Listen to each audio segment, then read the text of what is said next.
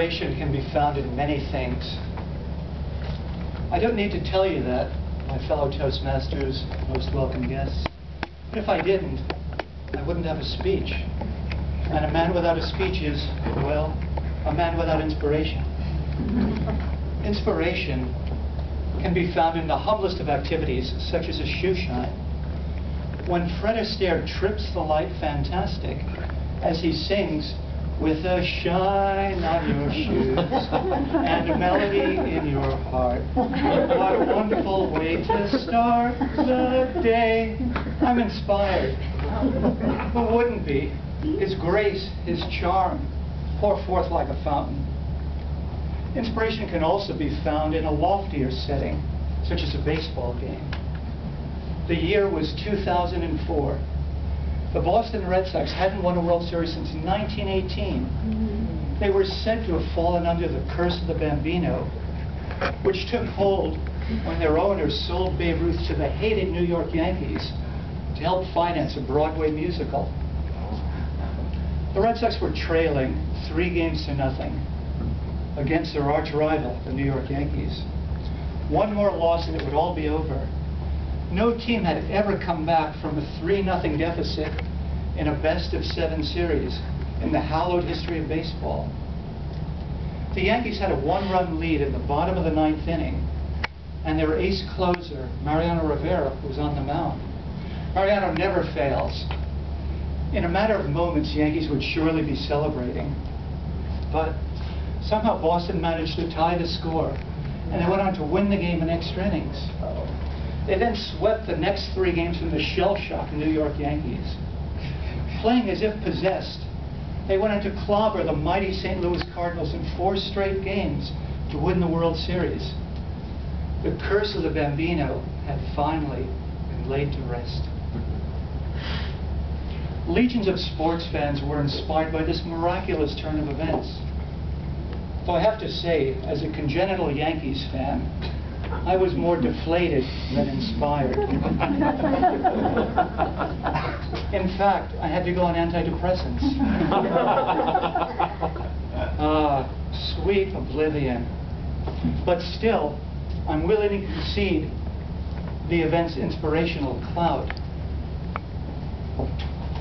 Inspiration can be found in the kitchen. A perfect paella, a superb souffle. It can also be found in the bedroom. The most enduring source of inspiration is, of course, faith and religion. Think of Michelangelo's breathtaking Pietà, or Leonardo da Vinci's immortal Last Supper. Faith can fire up creative genius like nothing else, and it can inspire immense good. Some years ago, when I moved back to Brooklyn after several years in the wilderness, I found myself living on the fringes of a large Orthodox Jewish neighborhood. One day, I went to a nearby laundromat, only to find that I lacked sufficient change to do a wash. So I sheepishly entered the next-door Hasidic bookstore to see if they might be able to break a few dollars. The owner cheerfully withdrew an oversized jar filled with quarters.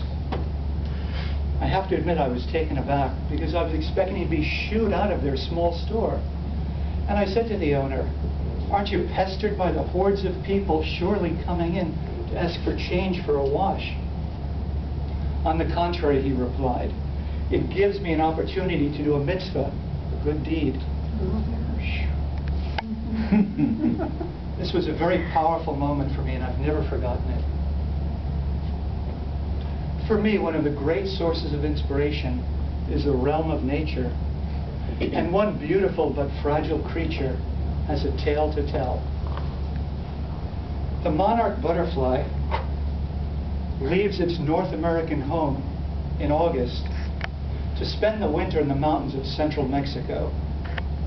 Some will travel thousands of miles from as far away as Canada, enduring punishing storms and fierce predation on their journey. Their dogged determination enables them to cross a mighty ocean to make it to their winter home. Now, if this tiny ephemeral creature is capable of so extraordinary a feat, what's holding you back from achieving your dreams?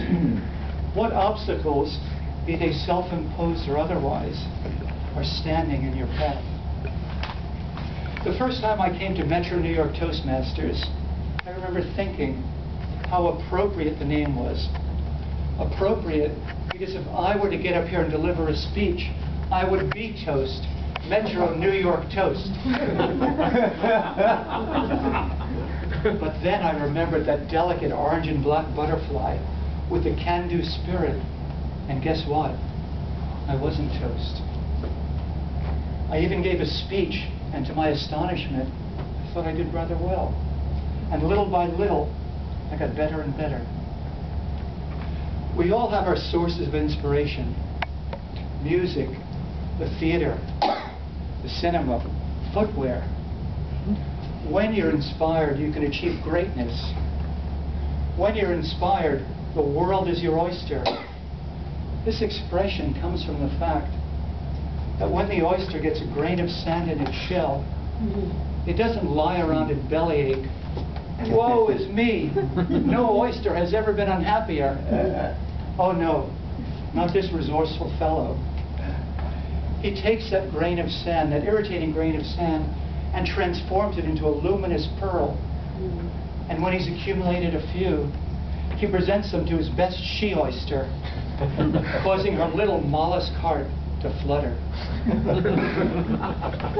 So, the next time you doubt yourself, the next time you think, no, I can't, remember the monarch butterfly who, if he could speak, would always say, yes, I can. Yes, I can.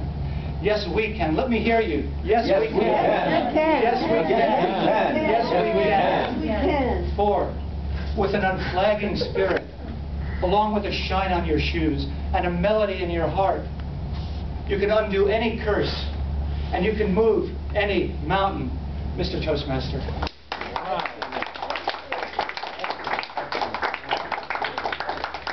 Inspiring. You accomplished your mission. You know, I hadn't thought about the monarch butterfly in a while.